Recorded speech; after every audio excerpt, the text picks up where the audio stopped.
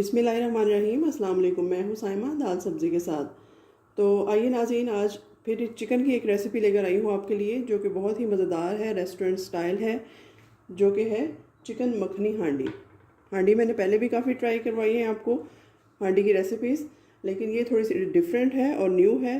तो देखिए किस तरह से बनती है। सबसे पहले मैं पौना कप ऑयल डालूँगी।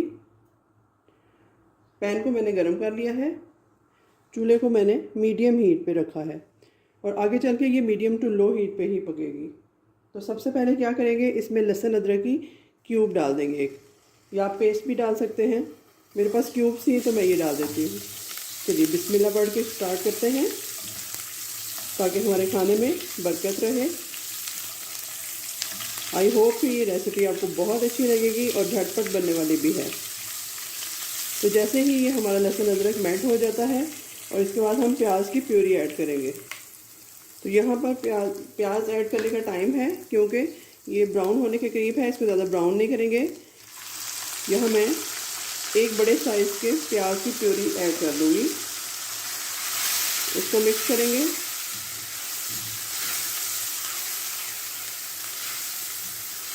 प्याज को बहुत ज़्यादा गोल्डन ब्राउन नहीं करेंगे, हल्का हल्का सा इसका कलर आई तो हम इसमें प्याज ऐड कर देंगे। तो यहाँ पर जी प्याज ऐड हो चुका है। 3 से 4 मिनट इसको फ्राई करते हैं ताकि प्याज का कच्चापन दूर हो जाए। फिर इसमें चिकन ऐड करेंगे। तो यहाँ पर प्याज कुक हो चुका है जितना हमें रिक्वायर्ड था। अब यहाँ पर मैंने क्यूब की सूरत में हाफ़ kg तकरीबन चिकन ले लिया है। आप बोनलेस लें तो ज़्यादा बेहतर रहेगा, क्योंकि बोनलेस हांडी हमेशा अच्छी बनती है और देखने में भी अच्छी लगती है। तो अब इस चिकन को डालने के बाद मैं फिर से इसको 3 से 4 मिनट तक फ्राई करती हूँ। चिकन का कलर अच्छे से चेंज हो जाए, उसके बाद हम इसमें मसाले ऐड करेंगे। तो देखिए नाज़रीन, यहाँ पर हमारे चिकन का जो कलर है वो चेंज हो चुका है। अब देखिए इसमें क्या क्या मसाले जाएंगे। और एक चीज़ हमेशा आप याद रखिएगा कि कोई भी वाइट हांडी हो या वाइट कढ़ाई हो, आपने उसमें लाल मिर्च का इस्तेमाल कभी नहीं करना, वरना उसकी एक तो टेस्ट आता रहेगा और दूसरा देखने में भी वो अच्छी नहीं लगेगी। इसमें सारे ब्राउन मसाले ही ऐड होंगे। तो देखिए क्या क्या मैं डालूँगी। यहाँ पर देखिए 1 टेबलस्पून के करीब जो है वो मैंने 1 टीस्पून के करीब मैंने लिया है काला नमक लिया है। आप वाइट भी डाल सकते हैं। सूखा धनिया है 1 टीस्पून, काली मिर्च है 1 टीस्पून, चिकन पाउडर है 1 टीस्पून, ये ऑप्शनल है, और वाइट पेपर है 1 टीस्पून, और हरी मिर्चें हैं। ये सब ऐड कर दूँगी इसमें।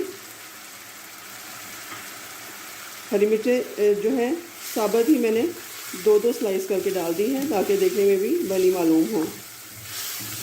ये देखिए इस तरीके से इसको फिर से थोड़ा भूनते हैं। और मसाला डालने के बाद हम हांडी को ज़्यादा नहीं भूनते, क्योंकि इसका टेस्ट कड़वा हो जाता है। तो 2 मिनट हो चुके हैं। इसके बाद मैं 1 प्याली नेस्ले का योगर्ट ऐड करूँगी। आप सिंपल घर वाला भी प्लेन दही यूज़ कर सकते हैं, ये इसके टेस्ट को बहुत इन्हेंस करेगा। चलिए फिर से इसको मिक्स करते हैं। और अब इस स्टेज पे इसको मिक्स करने के बाद मैं इसको स्लो हीट पे तकरीबन 10 मिनट तक कवर करूँगी। तो यहाँ पर देखते हैं इसकी क्या पोजीशन है। तकरीबन 10 मिनट हो चुके हैं इसको पकते हुए।